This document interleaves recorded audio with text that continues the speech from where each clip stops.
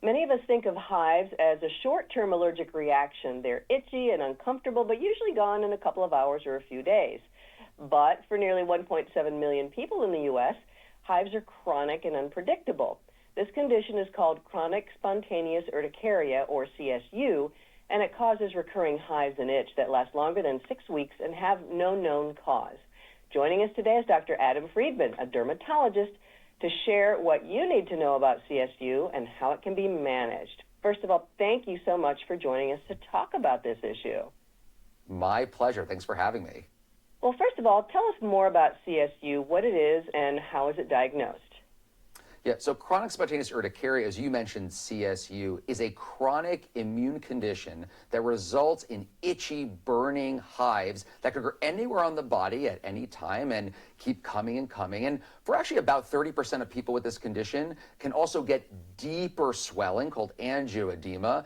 And I always tell my patients, think Will Smith from Hitch to think about what that actually looks like. Now, there are 3 key things you need to know about diagnosing this, and some of those were already mentioned before. So first, each individual hive should only last for about 24 hours. You can get more, they can come and go, but if I pointed to one on your shoulder, it should be gone by the next day. That defines urticaria. Now, the chronic piece speaks to the overall time this is occurring. So for this to be chronic urticaria, it has to be going on for longer than 6 weeks. And finally, and probably the most important piece, there should be no root cause. This is not an allergy to a medicine or a food. It is not caused by infection. And along those lines, it is a clinical diagnosis. This is not defined by a blood test or even a skin biopsy. And I think that adds to some of the burden of this disease in terms of it's not so clear-cut of how to, A, diagnose it, but I think also people want to know, why is this happening? And there isn't a direct linear correlation from, hey, it's this thing causing your hives. Rather, there is no underlying cause. Rather, it's just happening. Oh, wow. Well, tell us a little bit more then. Who has CSU, and can you describe a typical CSU patient? Yeah, so just like many chronic inflammatory diseases of the skin, this condition does not discriminate. It affects all demographics, but we do know that it seems to affect women a bit more than men. And in terms of the age ranges that where we see it the most, it's usually between the ages of 20 and 40. And you can imagine this is a pivotal time during someone's life, career development, starting a family, you name it. So it can be extremely impactful and burdensome.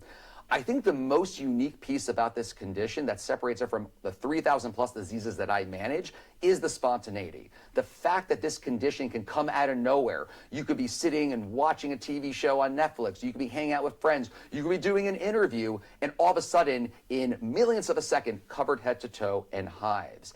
And it's that unique burden that makes this condition so uniquely impactful. And this is why I've partnered with Novartis to raise awareness about the condition, but also let those suffering know that there is help out there and they can seek that help and get the management they deserve. Well, speaking of help, how is CSU treated?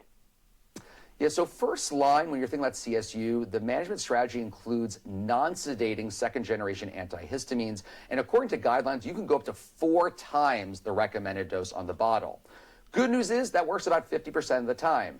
Bad news is that works only 50% of the time. So for those who do not get the relief they're looking for, the good news is there are now 3 FDA-approved medications for CSU. The most recent just approved a week or so ago called Rapsido or remibrutinib. This medication is approved for adults with CSU who do not achieve control or clearance with antihistamines. It is not currently approved for other forms of urticaria or for children or adolescents. Now, in my practice, when I'm talking to a patient who's looking for relief, who's interested in treatment, and I bring up something new, usually the first thing they ask is not about efficacy or how well it works, but actually safety. So when we think about remibrutinib, the first thing we have to talk about is increased potential for bleeding or bruising. So if you're having a conversation with a doctor about this, you do want to let them know if you already have an issue with bruising or bleeding, if you're on medicines that prolong it, such as anticoagulants, or if you're going to be having surgery in the near future. Other common side effects include headache, congestion, stomach upset, and that's just some of the possible adverse events. You can get the full safety information as well as information about efficacy at www.rapsido.com. Now, what should someone living with CSU or who thinks they might have it, what should they know? Yeah, I think the first thing I would say is we got your back and your front. When it comes to this condition, I think some of the confusion, why there are often delays in diagnosis, on record, it's up to 2 years from onset of disease to the time that it actually is diagnosed. Know that dermatologists and allergists, we are the great orchestrators and masters of this condition. So first, there is help out there, and as mentioned, there are specific medications meant for this. One of the challenges is because it comes and goes so readily, capturing it on the day of the appointment. I mean, I've had patients come in and say, if I just saw you a week before, if your schedule wasn't so busy, you would have seen it, and now it's gone.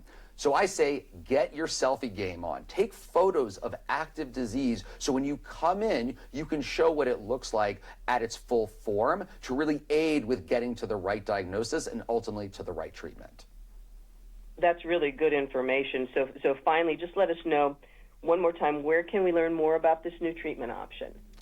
Yep, so it's going to be www.rhapsido.com, or for non-branded or non-Novartis associated educational resources, I recommend the American Academy of Dermatology, www.aad.org. All right, thank you. This has been wonderful. We appreciate your time today. My pleasure. Thank you so much.